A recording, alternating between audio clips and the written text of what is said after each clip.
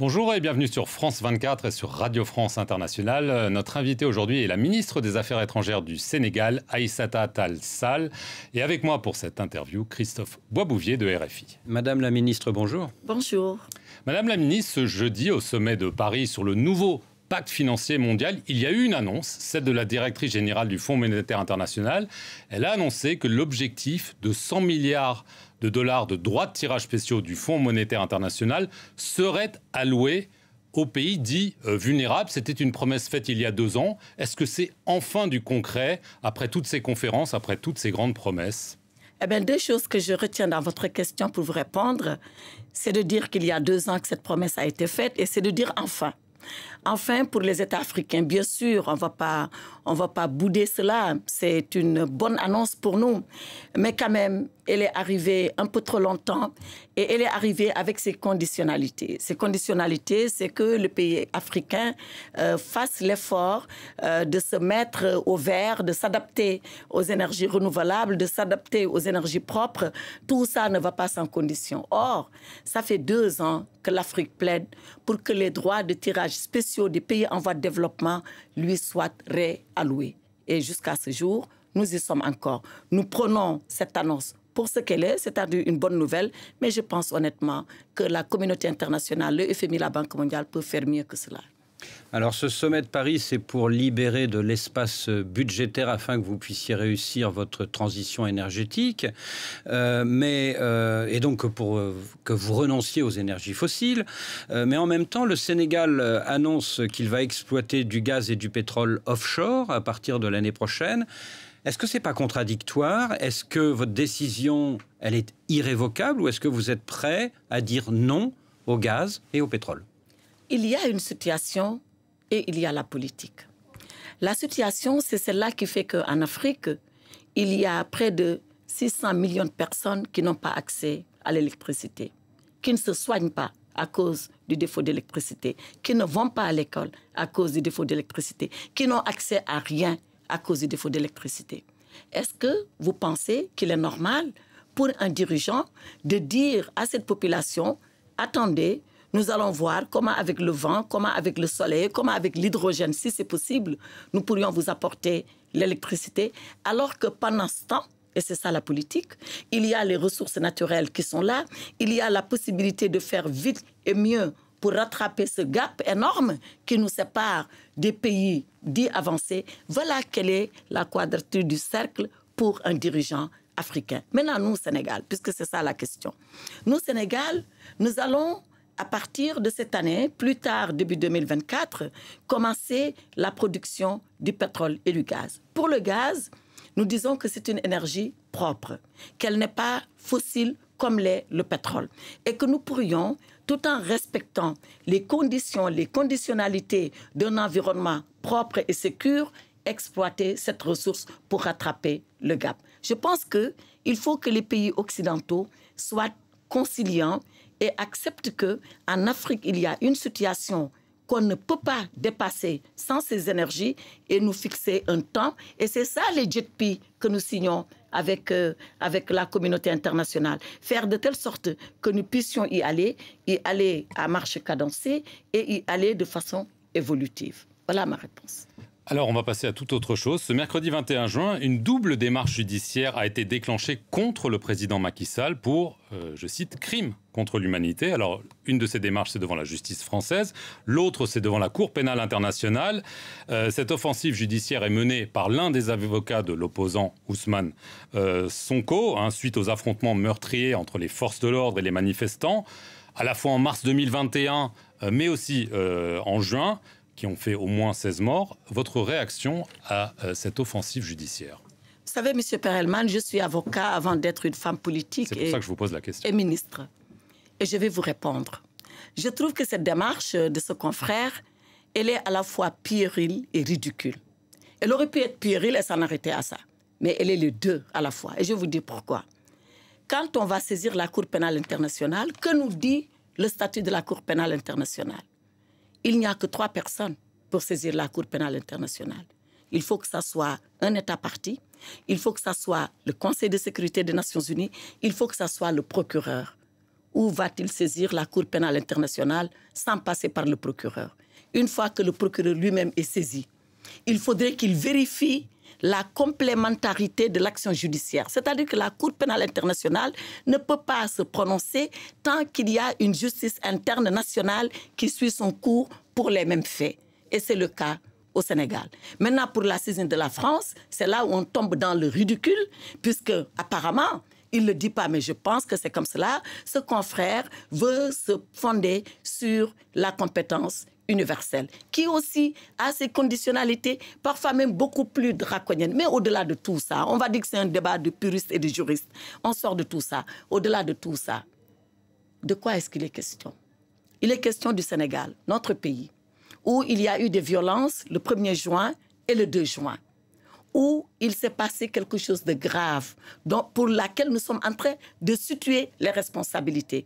Quand on voit les policiers attaqués et agressés, quand on voit les casernes de gendarmerie, les édifices publics brûlés sur la base de cocktails Molotov, et tout cela, je ne le dis pas pour le dire, c'est acté et même c'est prouvé. Quand on voit des manifestants tirer sur d'autres manifestants, ce n'est pas moi qui le dis, c'est des médecins et des témoins indépendants qui le disent. Mais il y a de quoi s'arrêter. En quoi la Cour pénale ou la compétence universelle peut venir s'incruster dans cette affaire du Sénégal alors que la justice nationale est en train de faire son travail. Le président Macky Sall, en toute responsabilité, dès le 1er jour a dit « donnez le nombre de morts ». 9 le 1er jour, 16 le second jour. Maintenant, j'entends 30 morts. Il y a même des morts que la mer est en train de refouler. On nous peint un tableau chaotique. Ce n'est pas vrai. 40 d'après Ousmane Sonko. Ce n'est pas le Sénégal. Ce n'est pas vrai. Sinon, moi, je vous dis, il y a 0 mort. Et vous jugez comment entre les 40 de M. Ousmane Sonko et les 0 que j'ai avancés.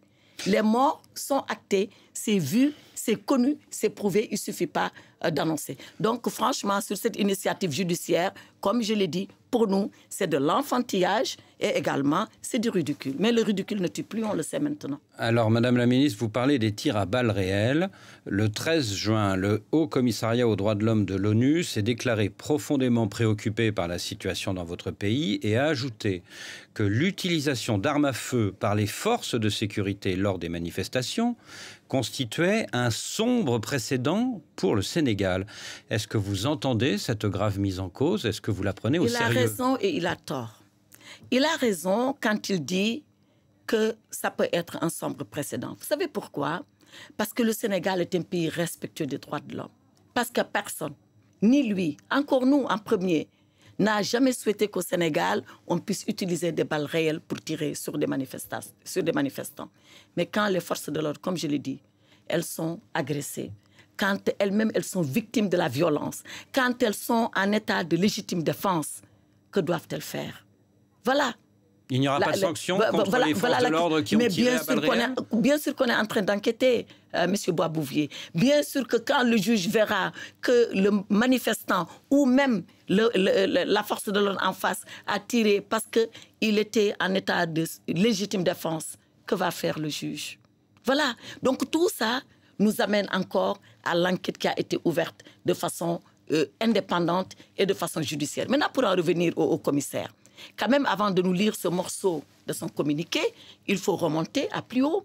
Plus haut, c'est de dire que le Sénégal, d'ailleurs devançant en cela des pays beaucoup plus riches que lui, a toujours été un pays respectueux des droits de l'homme. Voilà ce que commence par dire le haut commissaire. Et nous sommes d'accord avec lui. Maintenant, comme je le dis, si le Sénégal, ce n'est pas le paradis des droits de l'homme, ce n'est pas non plus l'enfer des droits de l'homme. Le Sénégal est un État de tradition respectueux des droits de l'homme. Et c'est en cela qu'il faut regretter les morts. Mais allez savoir pourquoi il y a eu des morts. Le Sénégal continuera à être cet État de droits de l'homme, à être cette démocratie et à être ce pays respectueux des libertés et de la dignité humaine.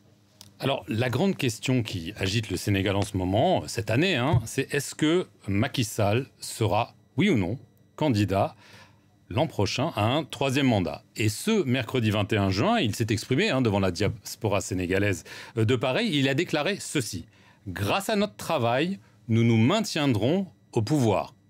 Oui. Donc ça y est, il est candidat. Tout leader politique peut dire ça devant une instance politique face à des militants mobilisés et debout. Ce que je peux vous dire, c'est que c'est une réponse que je vous donne à deux sens. Le premier, c'est la mienne propre. Est-ce que le président Macky Sall a le droit d'être candidat pour 2024? Incontestablement, oui. Juridiquement, constitutionnellement. D'ailleurs, le débat avait presque fini au Sénégal de faire le tour que, effectivement, juridiquement, constitutionnellement, il peut. Certains étaient en train d'invoquer la morale pour dire oui, mais la morale peut l'empêcher d'être candidat. Ça, ce n'est pas le débat. Est-ce qu'il va être candidat? Maintenant, moi... Est-ce qu'il l'a annoncé hier? J'ai donné ma réponse. Ce que le président Macky Sall dit qu'il va faire, c'est que lui se prononcera quand il va juger le moment arrivé. Il le fera et incontestablement, il le fera. Dans quel sens? Je ne le sais pas encore. À Dakar, le dialogue national est sur le point de s'achever et ses membres envisagent que les opposants que vous connaissez bien, vous avez même été militant du PS avec l'un des deux, que les opposants Khalifa Sall et Karim Wade puissent se présenter à la présidentielle de février prochain, malgré leur condamnation passée. Est-ce que ce serait une mesure d'apaisement souhaitable, à votre avis? D'abord, dire que ce n'est pas une première au Sénégal. Il est très souvent arrivé qu'après des condamnations qui ont été exécutées, que le président de la République gracie et amnistie même par l'Assemblée nationale des candidats pour leur permettre de reprendre leur liberté d'intervenir et surtout de participer aux jeux politiques. Donc, ce n'est pas une première au Sénégal. La deuxième chose, c'est que si ces gens, avec leur parti, ont accepté de venir au dialogue politique, le dialogue politique d'ailleurs, qui est une mesure de gestion de la politique par le président Macky Sall. Depuis qu'il est là, je pense qu'on doit être au 3e ou au 4e dialogue politique. Mais oui, ils viennent au dialogue pour défendre leur position. Ils viennent au dialogue pour défendre leurs intérêts. Ils viennent au dialogue pour dire, voilà ce que nous avons pour le Sénégal, voilà pourquoi nous voulons participer. Pourquoi pas? Je pense que non seulement il faut les entendre, mais il faut les accepter dans leurs requêtes et leurs demandes et faire effectivement que si ça doit apaiser le champ politique au Sénégal, oui, pourquoi pas? Parce que nous sommes ce pays de dialogue et de paix. Donc vous êtes pour les candidatures de Karim Wade et Khalifa Sall l'année prochaine? Si eux-mêmes sont pour leur candidature, oui, pourquoi pas? Merci, Madame la Ministre, Aïssata Tall Sall, de nous avoir accordé cet entretien. C'est moi qui vous remercie. Et merci à vous de nous suivre sur nos deux chaînes, Radio France Internationale et France 24.